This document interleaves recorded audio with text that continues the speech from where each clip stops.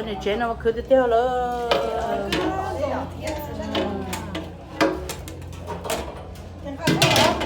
đây cho tổ ba phải chỉ tá cơ nữa đây con ma Abraham ma phun được kho Oh, hello. I need it. I hope. I hope. Here, you go get it. Go get your apron.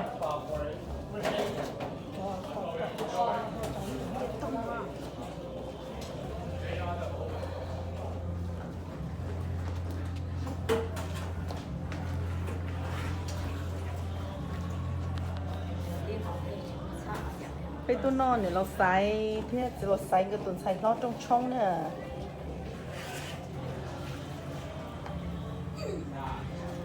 nên có bụng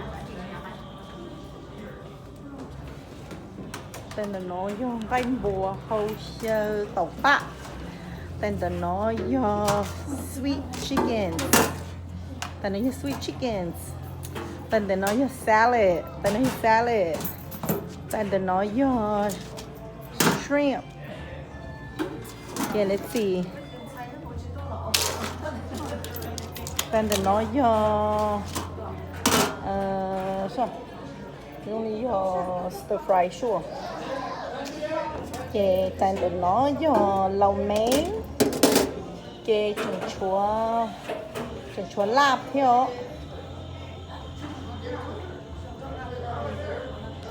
Oh God. Nè nó. Mà hai này nó xài còn nó xài hu lỡ chính cho cá lỡ cho la theo chỗ tụ kê nó nửa thì còn gặp chút lú nó nấm lòng khánh giờ nó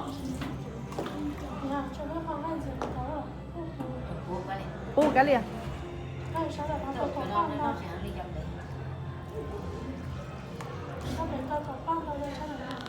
nên bố thì cho giống một chơi nên muốn cho bị no là chị lỡ đầu to là chị lỡ tài phụ được chị lỡ thiết đầu chơi được cú learn from nó thì có bé nào mà có thể là hay là có thể that's a good tip nhớ nó bố nữa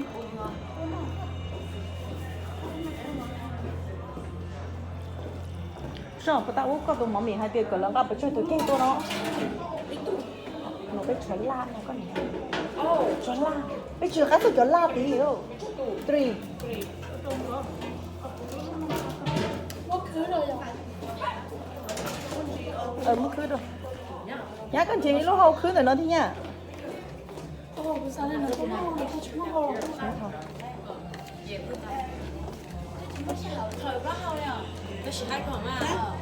thank you有冇有啦？我就落全部攤落就你哋嗰次一定係啊！大家到嚟誒咩咯？ nó thích ăn canh chua nữa Already? Live vlog? no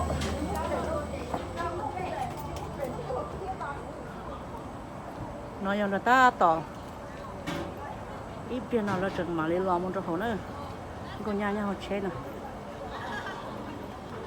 nó cái thì chúng mình chuẩn bị thì mua lúc vào đi rồi nè thì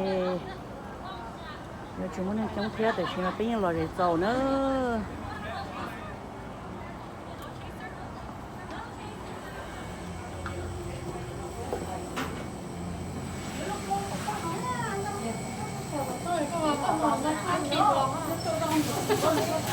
có bao giờ cũng cho mà nó còn nên bao giờ cũng chưa đi hết được nhưng mà nó chả bằng rồi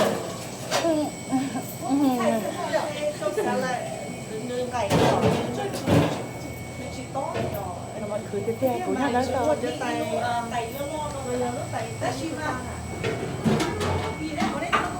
có mình đấy nhở tôi sẽ đâu mà đâu lúc cái hai của em cũng là na apron số còn mà làm ra còn cái mà mai số gì oh lo ok đấy là cái thứ chúng nó phải bắt cao bé mua chứ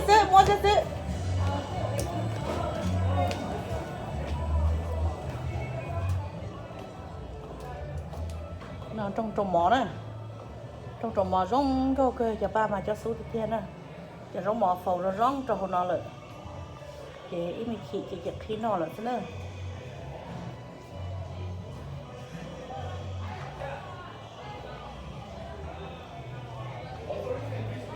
để chơi tao nó lên cung vua trên nhà mà nó cần như cho một hấu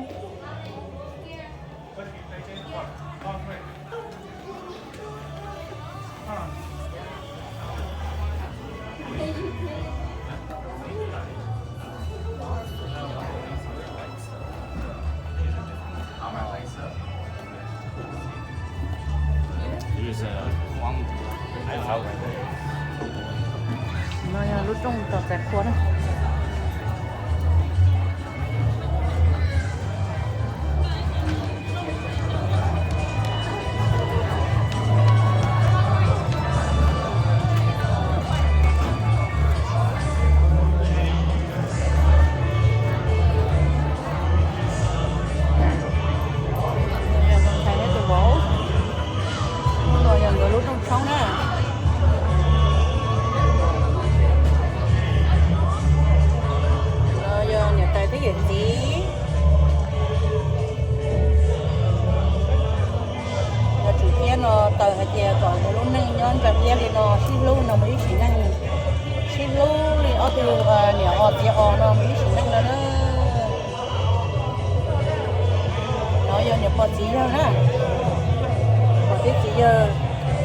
có chỉ là rong có rong rong, người ta chỉ là rong có rong rong cái gì nữa.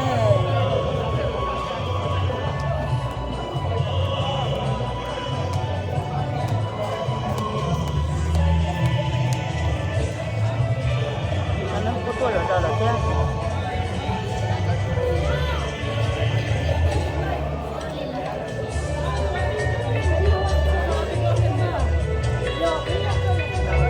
Tỏ phần đô vào cho su này.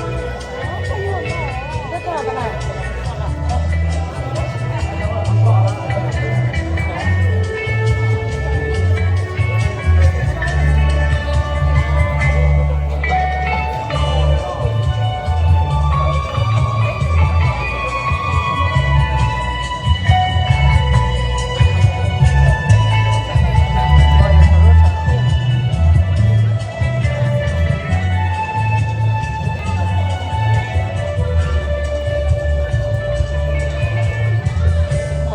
Phải chơi ít tiền rồi là trong thái nữa nè, lúc trong và trong thái.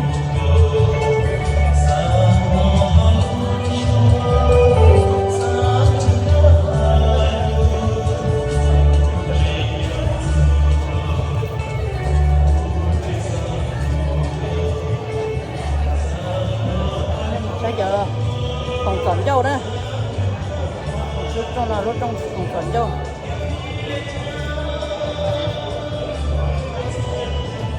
Nó cũng hầu